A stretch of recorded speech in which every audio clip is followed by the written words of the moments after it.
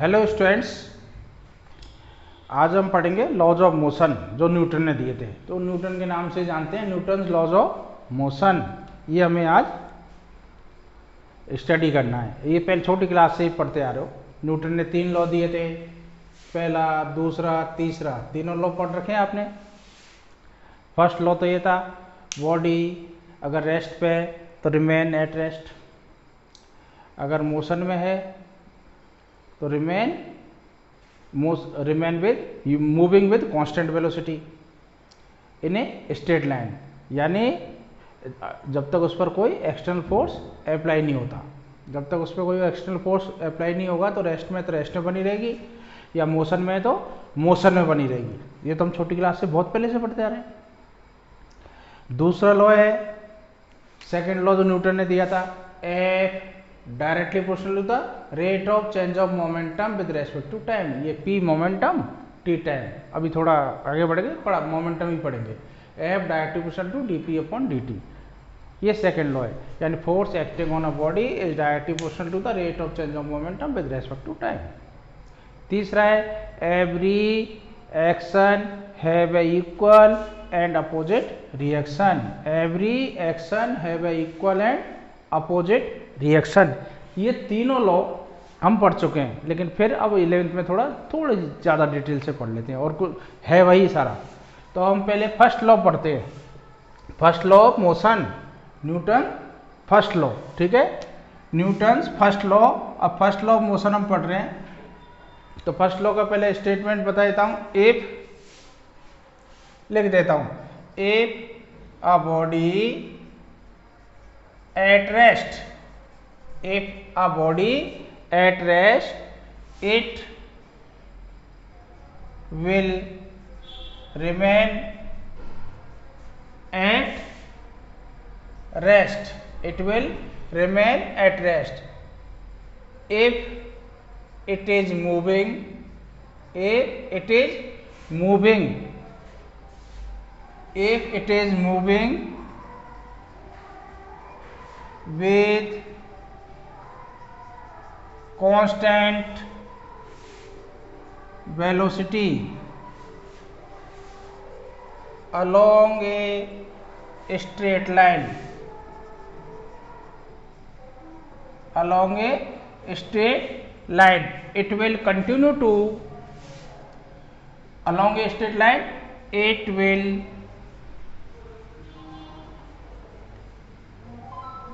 continue to move with uniform velocity or constant velocity, constant velocity along same path, along same path until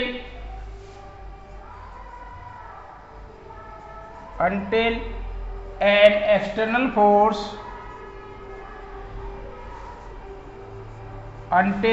external force, is applied to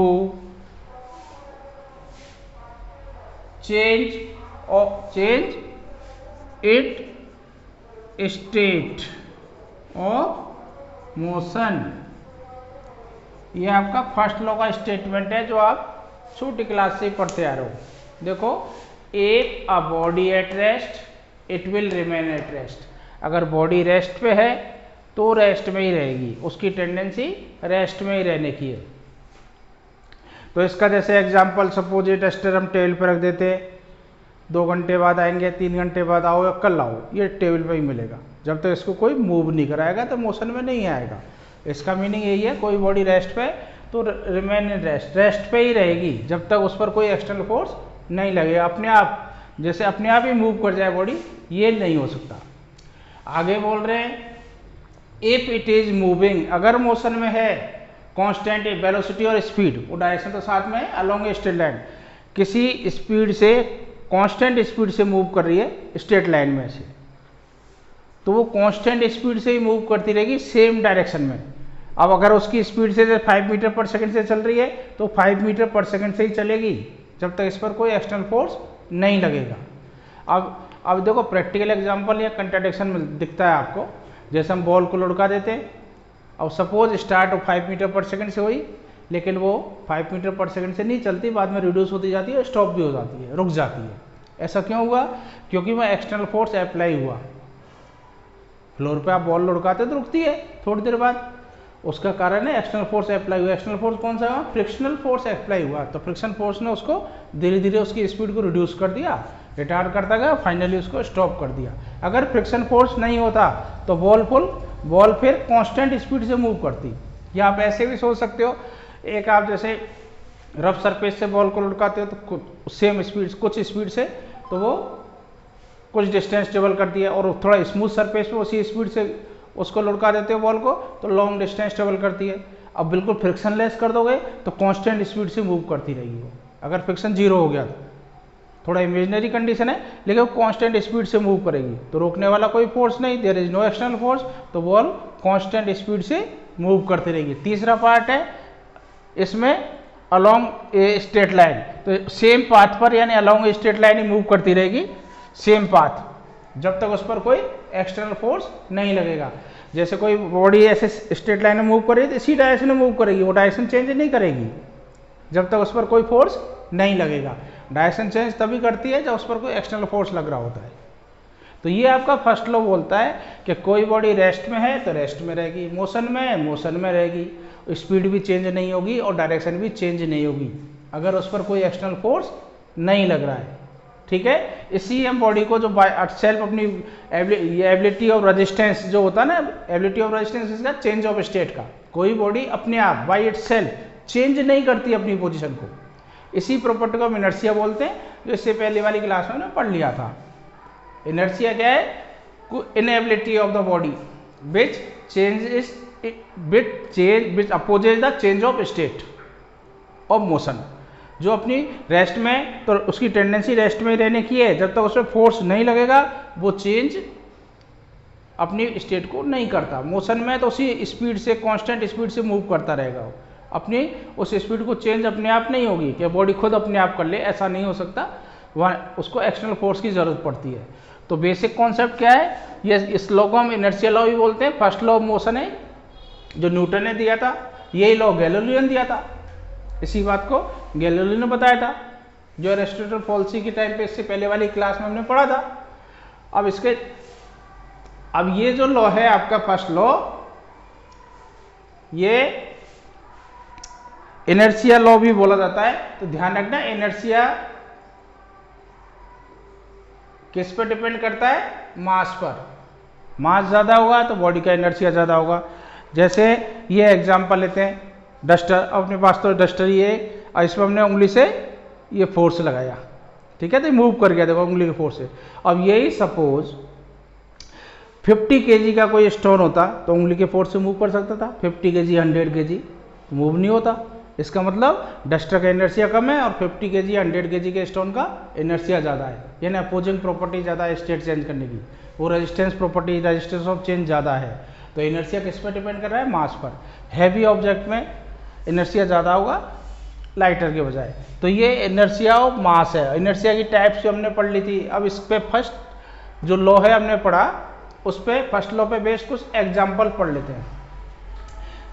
जैसे कोई भी object है, rest में, remain in rest, यही तो पढ़ा था आपने।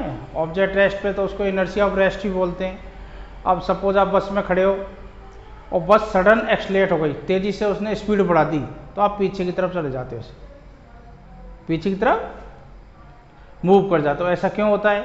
जैसे सपोज ये आदमी बस में खड़ा है, अब इसके पैर तो टच हो रहे हैं बस से, बस की स्पीड बढ़ी तो पैरों की स्पीड इंक्रीज हो गई, बाकी बॉडी जो बस से टच नहीं है वो रेस्ट पे ही है, उसकी स्पीड जीरो ही है, टेंडेंसी भी रेस्ट में रहने की है, तो पैर तो आगे चले गए और ये पीछे की तरफ रह जाएगा, अपनी उसी पोजीशन पर रहने की है टेंडेंसी, इसलिए पीछे की तरफ चले जाते हैं। वो इनर्शिया ऑफ रेस्ट का जो हमने ये एग्जांपल में दे सकते हो, या इनर्शिया के एग्जांपल हैं।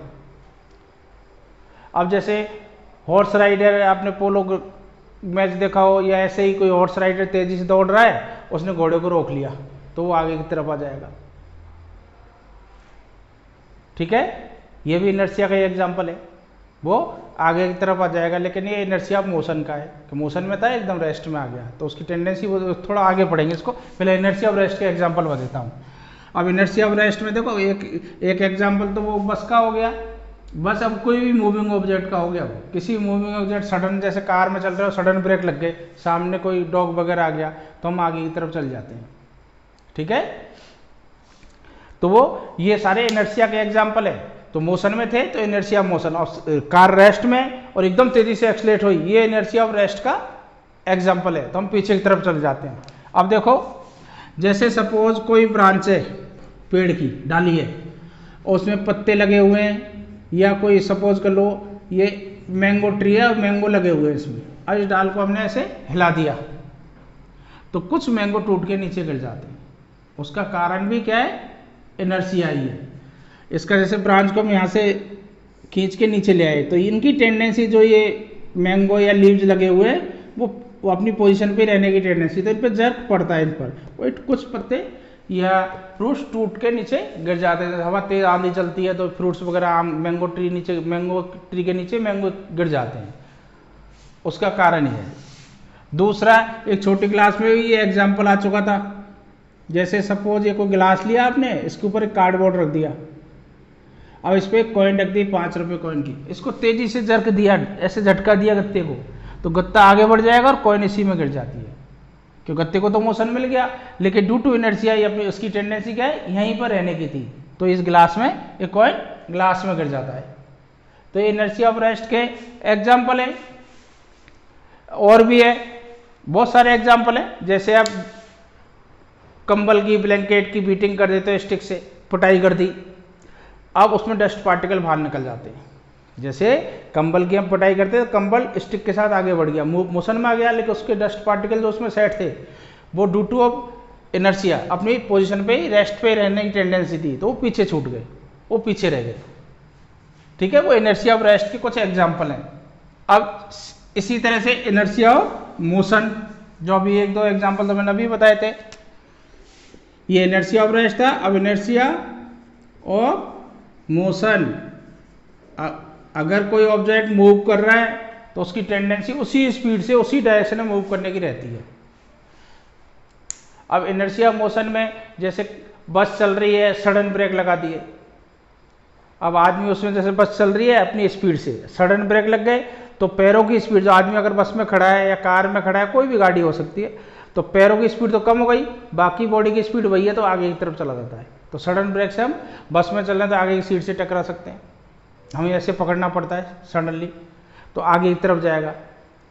या चलती बस में से जैसे हम उतरते हैं, बस कोई मूव कर रही है, कई बार स्पीड कम करके कंडक्टर बोलता है आगे मुँह करके उतरो।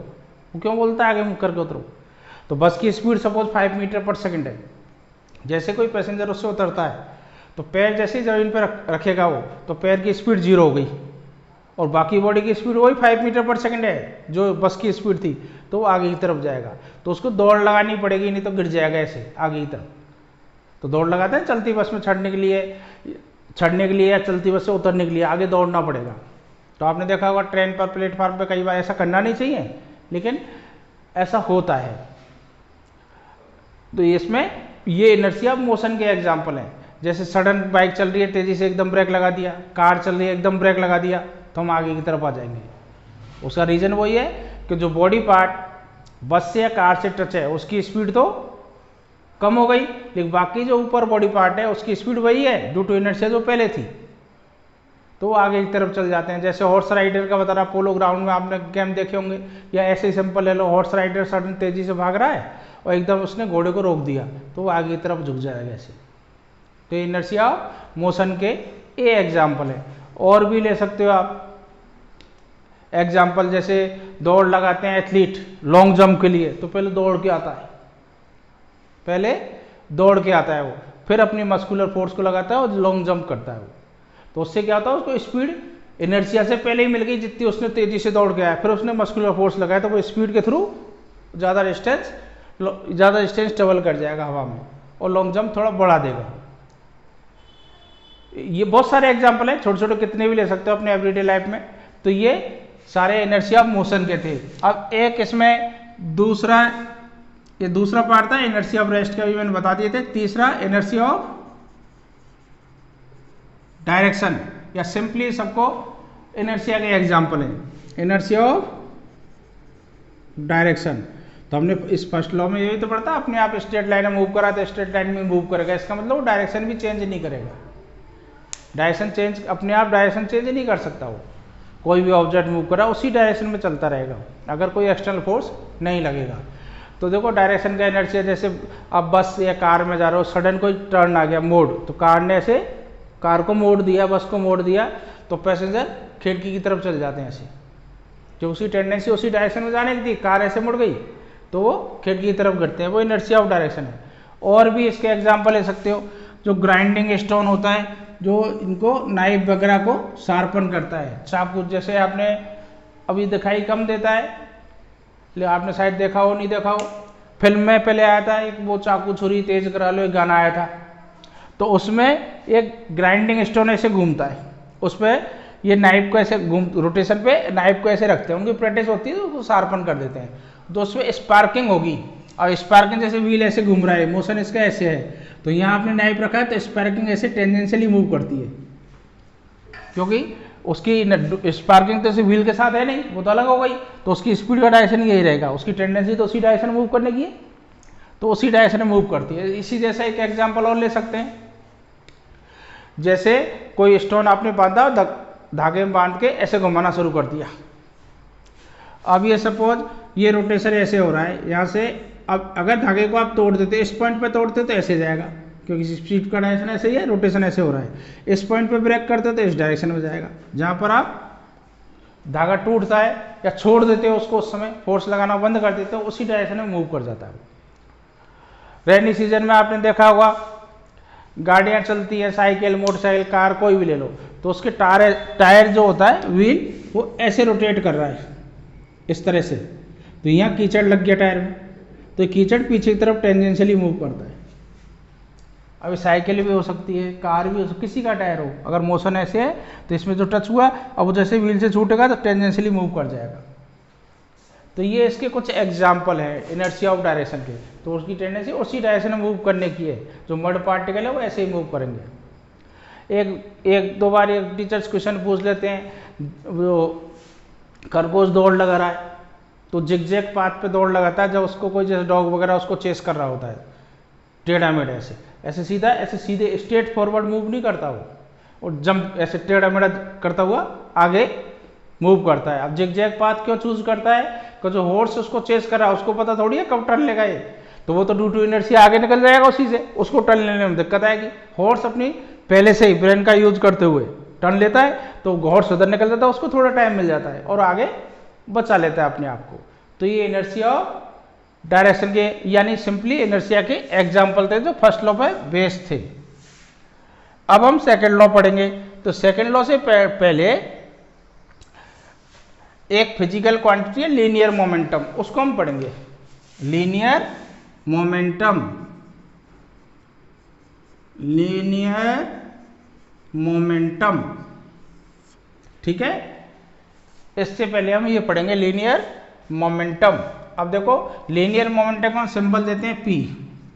अब पहले तो इस फिजिकल क्वांटिटी की हमें जरूरत क्यों पड़ी, तो इसको देखो कुछ एग्जाम्पल लेते हैं। अब एक स्टोन, जैसे यहाँ बनाता हूँ आपको, ये स्टोन सपोज 10 ग्राम का है, ये 10 मीटर की हाइट या 8 मीटर की हाइट से, यहाँ ग्लास रखा हुआ है, ग्लास के ऊपर गिरता है, और 8 मीटर की हाइट से ही ये स्टोन सपोज 10 kg का है, 10 kg का स्टोन 8 मीटर की हाइट से ही इस ग्लास के ऊपर गिरता है, तो ये इसको कम डैमेज करेगा, सिंपली इसको क्रैक करे नहीं करे, ये भी हो सकता है, करेगा तो कम करेगा, इसका इफेक्ट बहुत ज़्यादा आएगा, इसको ग्लास को क्रैक कर देगा, बिल्कुल तोड़ देगा इसको। अब देखो इसका मास 10 ग्राम था, इसका मास 10 kg था, हाइट दोनों की सेम है या स्पीड सेम रहेगी, स्पीड उससे निकलेगी थर्ड इक्वेशन से, वी फ्री फॉल ही तो कराया आपने, स्पीड नहीं थी, फ्री फॉल कराया दोनों को, v square equal to u square plus 2gh, तो इनिशियली u0, तो v square equal to 2gh, h दोनों का सेम है, तो v कितना आ जाएगा 2gh, आपने हाइट सेम ली, दोनों के लिए। तो स्पीड जी कांस्टेंट है ही, टू कांस्टेंट है ही, जी एक्सटेंशन ड्यू टू ग्रेविटी, तो बी दोनों की हिट करते वक्त, ग्लास को हिट करते वक्त सेम रहेगी। स्पीड दोनों की सेम है, लेकिन डिफरेंस किसका आ रहा है, मास का। ये 10 ग्राम, ये 10 kg। तो मोशन का जो इफेक्ट पड़ रहा है ग्लास पर वो इसका ज़्यादा पड़ रहा है। इसका मतलब मास भी रोल प्ले करता है। तो हमें इसलिए हमें मोमेंटम की जरूरत पड़ रही है। वेलोसिटी का तो इफेक्ट है ही, वेलोसिटी के साथ मास का भी इफेक्ट है। जैसे वेलोसिटी का इफेक्ट देखना है तो बुलेट से कोई वो गन से या रिवॉल्वर से हम बुलेट फायर करते हैं तो ह्यूमन टिश्यू में इजीली पेनिट्रेट कर जाती है, यानी उसको इतना डैमेज है उसको मार भी सकती है। अब बुलेट का मास नियरली कितना होता है, 10 ग्राम, 20 ग्राम या थोड़ा बहुत ज़्यादा, इससे इतना ही मास होता है तो हम 20 ग्राम कंसिडर कर लेते हैं। लेकिन स्पीड बहुत ज़्यादा होती है तो उसको फायर करते हो। अब यही सेम बुलेट 20 ग्राम की आप हाथ से फेंकते हो किसी आदमी के ऊपर, तो पेनिट्रेट नहीं करेगी, थोड़ा बहुत कम डैमेज करेगी, थोड़ा बहुत तो चोट लग सकती है लेकिन डैमेज कम करेगी। सेम स्पीड सेम डिस्टेंस पे आदमी को आप खड़ा हुआ है, उसको एक तो फायर किया बुलेट से, और एक हाँ उसी बुलेट को या उसी सेम बुलेट को उतने ही वाले को आपने हाथ से फेंका, तो हाथ से फेंकने पर स्पीड इतनी नहीं मिलेगी उसको, ज़्यादा डैमेज जो फायरिंग बुलेट है वो करेगी, क्योंकि उसकी स्पीड बहुत ज़्यादा है। बी जैसे इसकी B1 इसकी B2, तो B1 बहुत ज़्यादा है B2 से, मास सेम है लेकिन स्पीड बहुत ज़्यादा है, तो डैमेज स्पीड की वजह से हो रहा है। इसका मतलब मोशन का इफेक्ट पड़ने के लिए तो हमें एक डिफरेंट क्वांटिटी चाहिए, that is the linear momentum. वो लीनियर मोमेंटम है जिसमें मास भी रोल प्ले कर रहा है और स्पीड भी कर रही है, स्पीड का भी रोल है। अब मोमेंटम की हमने डेफिनेशन जो दी है, इसका सिंबल तो हम लेते हैं P, ये होता है product of mass and velocity, ये मोमेंटम है। ये आपको याद रखना। देखो 11th में जो हम फिजिक्स पढ़ते हैं वो बेसिक फिजिक्स है, अब तक 10 तक आप जो पढ़े हैं वो सारी फिजिक्स इसमें आ जाएगी। तो ये बेसिक फिजिक्स है, जब तक आप फिजिक्स पढ़ोगे या फिजिक्स से रिलेटेड इंजीनियरिंग साइड वगैरह गए, जहाँ भी जो पढ़ना है तो ये आपकी बेसिक फिजिक्स ऑलवेज यूज आएगी। तो लीनियर मोमेंटम की डेफिनेशन अब बना लेते हैं, फॉर्मूला आपको याद कर लेना। तो product of mass and velocity of moving object is known as the linear momentum. Product of mass and velocity, key point है ये MB, mass, product of mass and velocity of the moving object is known as the linear momentum. अब देखो इसकी unit ढूंढते हैं, ऐसा unit, मास की unit क्या है kg, वेलोसिटी की यूनिट मीटर पर सेकेंड, ये इसकी ऐसा यूनिट हो गई kg मीटर पर सेकेंड। ये वेक्टर क्वांटिटी है, मोमेंटम क्या है, वेक्टर क्वांटिटी है। देखो P m स्केलर क्वांटिटी है लेकिन वेलोसिटी तो वेक्टर है ना, तो मोमेंटम वेक्टर क्वांटिटी है। इसमें मैग्नीट्यूड और डायरेक्शन दोनों होते हैं। P का डायरेक्शन वही होता है जो V का डायरेक्शन होता है, मोमेंटम का डायरेक्शन वही होगा जो वेलोसिटी का डायरेक्शन है। तो वेलोसिटी और मोमेंटम पैरेलल होते हैं, एक ही डायरेक्शन में होंगे, ठीक है। तो ये इसका जनरल जो छोटी छोटी बातें मोमेंटम से रिलेटेड वो है। अब जैसे इसमें कई बार छोटे छोटे क्वेश्चन बनते हैं मोमेंटम से, इस पे इसी फॉर्मूले बेस्ड।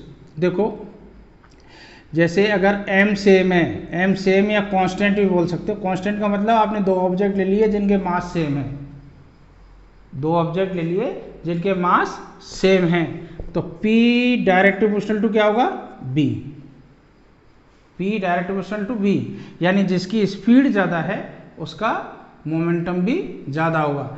जैसे आप बोलते हो 2 kg, कोई ऑब्जेक्ट है A, उसका मास 2 kg है, एक दूसरा ऑब्जेक्ट है जिसका मास 5 kg है, ये भी है, ये भी 3 मीटर पर सेकंड से मूव कर रहा है और ये भी 3 मीटर पर सेकंड से मूव कर रहा है, ठीक है। अब सेम मास का ले रहे हैं, पहले इसका भी 2 kg ले लो, फिर दूसरा एग्जाम्पल लो, इसका 2 kg ले लिया, मास क्या है, कांस्टेंट, दोनों का मास सेम हो गया। अब ये 3 मीटर पर सेकंड से मूव कर रहा है, 5 मीटर पर सेकंड से मूव कर रहा है। अब इसकी स्पीड ज़्यादा है, मास सेम है, तो नेचुरली मोमेंटम 5 × 10 हो गया, इसका 3 × 6 हो गया। तो जिसकी स्पीड ज़्यादा उसका मोमेंटम ज़्यादा। इस तरह के क्वेश्चन हैं। मास सेम तो जिसका मोमेंटम ज़्यादा होगा उसकी स्पीड भी ज़्यादा होगी, जिसकी स्पीड ज़्यादा है उसका मोमेंटम ज़्यादा होगा। अब दूसरा, ये तो आपने एम कांस्टेंट किया, एम कांस्टेंट मतलब कोई भी ऑब्जेक्ट 2 या 3 उनका मास सेम है। अब दूसरा इसका, ये आपने एम सेम लिया, बी सेम ले लेते हैं, बी सेम या कांस्टेंट, कोई 2 या 2 से ज़्यादा ऑब्जेक्ट है जिनकी स्पीड सेम है, तो फिर पी किस पर डिपेंड करेगा, मास पर। अगर 2 ऑब्जेक्ट की स्पीड सेम है, जैसे आपने अभी गिराया था ना एक 5 kg का स्टोन, एक 5 ग्राम का, एक या 10 ग्राम का, एक 10 kg का स्टोन सेम हाइट से आएगा तो उनकी स्पीड सेम हो जाएगी। जैसे यहाँ से एक कोई ब्लॉक है जिसका मास है सपोज 1 kg, और ये 10 मीटर की हाइट से आप गिरा रहे हो, और यहाँ अर्थ पे या किसी चीज़ पे गिरता है, और ये 1 kg और ये 10 kg का है, सेम हाइट 10 मीटर से गिर रहा है, तो इस समय v square equal to u square by 2gs है, हाइट सेम तो velocity same, action to free fall हो रहा है ऐसे गिराने का मतलब, तो ये 10 मीटर से, तो दोनों का इफेक्ट अलग अलग आएगा, यानी जब हिट करेगा या डैमेज ये ज़्यादा करेगा तो इसका मोमेंटम ज़्यादा होगा, इसका मोमेंटम ज़्यादा होगा क्योंकि इसका मास ज़्यादा है, जिसका मास ज़्यादा होगा उसका मोमेंटम भी ज़्यादा होगा स्पीड सेम होने पर, जिसका मास ज़्यादा होगा उसका मोमेंटम भी ज़्यादा होगा। जैसे आपको बोलते हैं car and scooter are moving with the same speed, तो मोमेंटम किसका ज़्यादा होगा, कार एंड स्कूटर। अब नेचुरली कार का मास कम है, सॉरी स्कूटर का मास कम है, अब स्कूटर का मास कम है तो उसका मोमेंटम भी कम होगा, और कार का मास ज़्यादा है तो उसका मोमेंटम भी ज़्यादा होगा अगर वो सेम स्पीड से मूव कर रहे हैं। ठीक है, अब तीसरा यहां बना देता हूं इसको, ये तो हो गया दूसरा। थर्ड, देखो आपने m कांस्टेंट कर दिया, b कांस्टेंट कर दिया, अब ये भी हो सकता है p सेम है, 2 या 2 से ज्यादा ऑब्जेक्ट का मोमेंटम सेम है, तो p इक्वल टू क्या बना, m इंटू बी, इससे b निकाल लो, तो b इक्वल टू क्या होगा, p अपॉन m, यानी v इनवर्सली 1 अपॉन m। अगर दो कोई ऑब्जेक्ट है जिनका मोमेंटम सेम है, जिनका मोमेंटम सेम है, तो जिसका मास ज़्यादा है उसकी स्पीड कम होगी, या इन्वर्सली है, जिसका मास ज़्यादा है उसकी स्पीड कम होगी, और जिसका मास कम है उसकी स्पीड ज़्यादा होगी। जैसे इसका एग्जांपल हम लेते हैं, अगर आप इसका एग्जांपल लेते हैं इस केस का, एक लोडेड ट्रक, भरा हुआ ट्रक है और एक कार है, उन दोनों को रोड पे मूव कर रहे हैं, दोनों का मोमेंटम सेम है, तो स्पीड किसकी ज़्यादा होगी, कार का मास नेचुरली कम है तो कार की स्पीड ज़्यादा होगी, तभी मोमेंटम सेम होगा। तो मोमेंटम होता है क्या, मास इनटू वेलोसिटी। अगर p सेम है तो फिर जो लाइटर ऑब्जेक्ट है उसकी स्पीड ज़्यादा होगी। ये छोटे छोटे क्वेश्चन इस पे आते हैं, इन पे बेस्ड बना लेता है। जैसे आपको बोल देगा इसी पे इस तरह के न्यूमेरिकल वैल्यू भी बना देता है, जिसमें अभी छोटे छोटे कॉन्सेप्चुअल बता रहा था, ऐसे ही बोलेगा ए ऑब्जेक्ट, या कोई भी नाम रख देगा कार वगैरह, ये 1000 kg है, और बी ऑब्जेक्ट इसका मास 500 kg है, इनका p सेम है, कई बार वैल्यू भी देता है, दोनों का मोमेंटम सेम है, p same means momentum same है, तब इनकी वेलोसिटीज का रेशो बताओ। मोमेंटम सेम है तो इसकी सपोज वेलोसिटी हमने v1 ले ली, इसकी v2 ले ली, तो a का मोमेंटम हम p1 लिख रहे हैं, क्या होगा m1 v1, तो m1 कितना है, चलो पहले एक से ले लेता हूँ, p का दूसरे का मोमेंटम b का p2 वो कितना है m2 v2, अब ये केस दे रखा है p1 इक्वल टू p2, यानी दोनों का मोमेंटम सेम तो इसमें m1 v1 equal to m2 v2, अब v1 v2 रेशो पूछ रहा है तो v2 को इधर ले जाओ, m1 को इधर ले जाओ, v1 upon v2 equal to m2 upon m1, m2 कितना है 500,